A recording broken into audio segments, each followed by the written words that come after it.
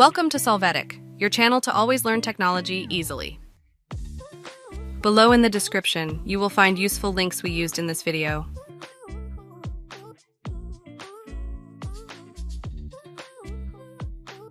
Today in Solvetic, we will see how to uninstall EA App on PC Windows 11. We are going to enter uninstall in the search box. We open, add, or remove programs. We locate the EA app. We click on the three dots to choose uninstall, and then we confirm by clicking on uninstall again. We click on yes to authorize, and in the pop-up window we click on uninstall.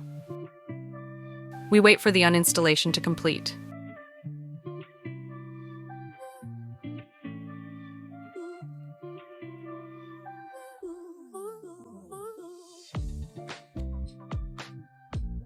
Finally, we restart the system so that it is completely uninstalled.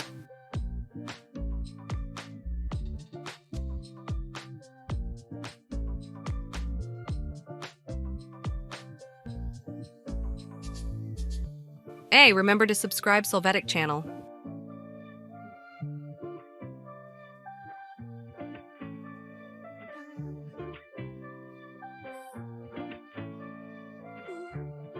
We hope it has been helpful for you.